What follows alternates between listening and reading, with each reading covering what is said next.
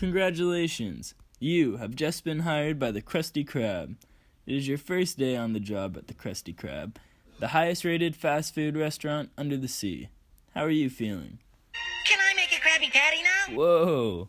Not so fast, little guy. New employees can't just be thrown into the job. I am your HR manager, and first, we must start your new employee training. You, SpongeBob, are made for the job. Here at the Krusty Krab, we pursue a certain worker's mentality, one that will positively influence our organization's work environment. To work here, one must show attentiveness, be welcoming, and most importantly, appear excited to help the customers. An example of what not to be like is Mr. Tentacles. He is not warm towards customers and does not want to be here. Squidward gives off an aura of arrogance and reluctance. However, as important as attitude and demeanor may be, it is also important to keep your work environment physically clean. In order to operate our organization at its most efficient levels, it's important our employees know where all their tools and equipment are located. I have all my condiments required to make a Krabby Patty filed away. Good job, Mr. SquarePants. At the Krusty Krab, the most important part of our business is customer service. Don't be a Squidward. Negative, mean to customers. SpongeBob, you need to be thoughtful and helpful towards our valuable customers. Why did I stand out from other applicants? Well, SpongeBob, you have what we call intrinsic motivation. What is infinite correlation? No, you silly sponge. Intrinsic motivation. It means that you're motivated from deep within. You do things with purpose and are not just working this job for the money or other external motivators. Are we getting paid overtime for this? Don't be a Squidward. Now, let's look at some real-life examples. The first part of human resource management is the selection process. We have two potential employees, Bob and Jim. As the HR manager, it is my job to interview our candidates and make sure whomever is applying will positively influence our work environment with their attitude and hardworking demeanor. Here we have Bob. Bob had his interview scheduled at 1 o'clock. However, he decided to come in at 1:30. It is important to look the part of a valuable employee. Bob decides he doesn't want to get ready before the interview as he wears his pajamas to introduce himself to me. Bob fills out his application form dishonestly and provides 0 references. When asked if he knew how to operate computers and perform basic functions, Bob admits he isn't familiar with Microsoft or any other programs, in fact. Here is when Bob would get removed from the application process. Incompetence and a lack of desired qualities, Bob is not suited for our business.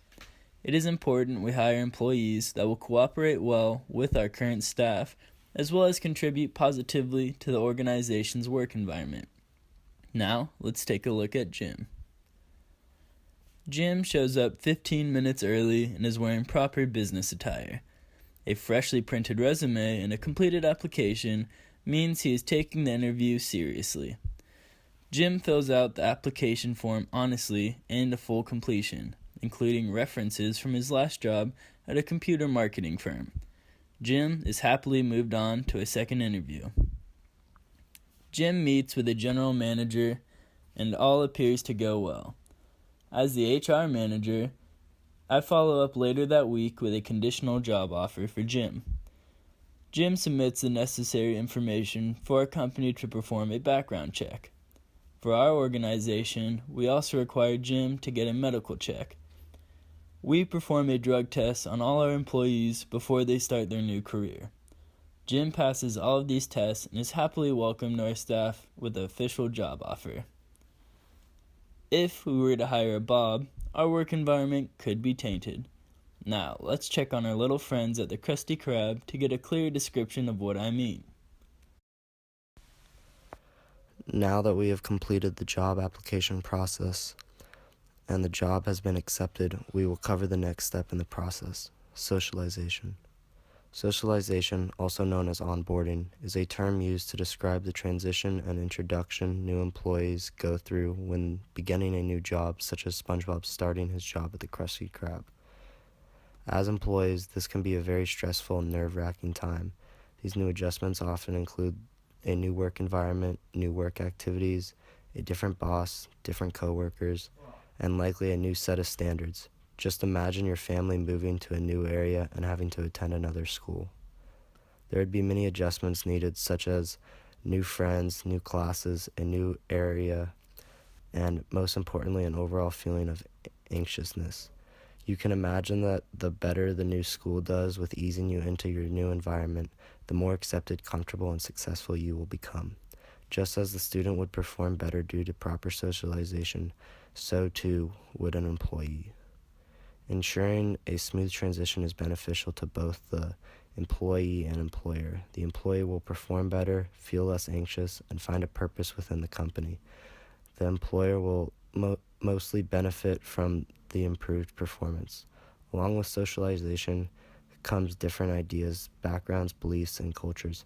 It is beneficial to the company to structure itself to not only accept but advocate to new ideas and cultures. The last thing to cover before you are on your way to a career is being compensated for your work. Compensation and benefits. It is important to speak with your employer about setting up pay plans for yourself and making sure you are rewarded for your hard work. Setting up rewards and pay structures motivates the employee to work hard to attain these benefits.